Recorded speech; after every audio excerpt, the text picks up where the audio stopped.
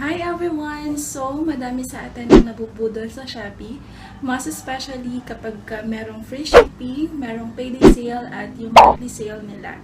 Ngayong araw ay isa sa mga budol item ko ang i-unbox natin, which is the sewing machine. Kaya samahan niyo ako. Let's go!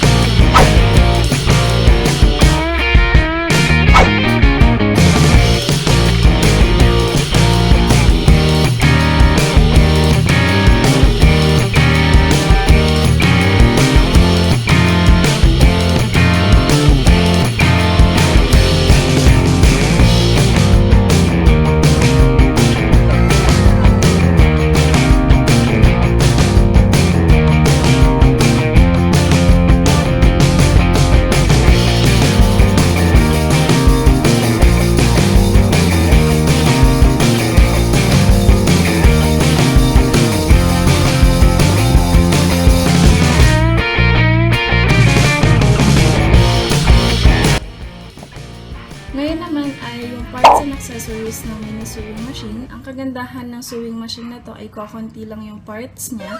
Mabilis lang siyang i-follow. So, unahin natin yung jack. So, merong dalawang jack yung sewing machine. Meron tayong una, yung jack na to is the pedal. The second one is dito nilalagay yung AC adapter, which is 6 volts. Next, meron siyang on and off. Ayan. So, it is your choice if you want to use this on or off here or the pedal here. But for me, mas convenient para sa akin gamitin yung pedal kasi you have a control. Next, meron naman dito high and off. So, kapag kapindot, ito yung high I should say.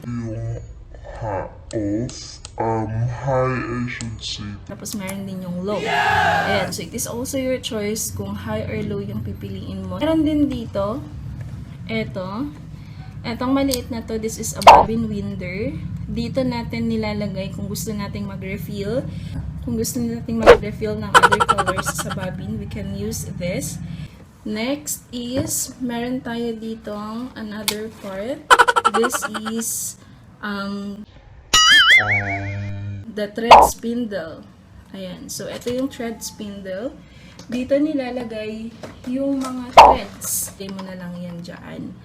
Next is, dito sa ilalim, meron dito yung parang scissors. Ayan. Ayan. So, para siyang cut. Ito. So, yan yung ginagamit to cut yung thread. Next, dito sa bottom, yan, sa ilalim, merong small bulb doon at may kulay blue dito and we use that for switch on and switch off. Next is, syempre, the needle. Hindi pwedeng mawala yung needle. This is the needle. And meron din na ito ginagamit siya to move up or to move down. Just to make it simple, ito yung ginagamit para ipitin yung cloth. Para hindi siya mawala sa line. Meron din to. So, balik-balik. Meron din ito, kapag in-open natin siya, meron another bobbin here. So, pwede din tayo mag-refill. Actually, nag-refill na ako ng bobbin dito. Ayan. So, we can refill this bobbin here. Ito yung sinasabi ko na kapag refill natin sa bobbin, dito, pwede tayong maglagay dito. Tapos hawakan lang natin and then iikot yan. Tapos mararefillan. So, balik ko to. Ayan, lagay nyo lang ng ganyan. Tapos, ayan nyo lang siya. And then, so let's place it there. Alright. Okay, so color natin. Next, ang kagandahan nito kapag brown out at gusto niyo pa ding magtahi dahil walang ginagawa, meron ditong lagayan ng battery. Ayan. So, kailangan niya ng 4 batteries of the 1, 2, 3, 4 and the size of the battery is AA. Ayan. So, yun yung mga parts ng mini sewing machine. Okay. Ngayon naman, try natin. So, nakasaksak na siya. Ayan. Kapag ita-try natin, kapag pipindutin ko yung eto, I'm going to click the on-off.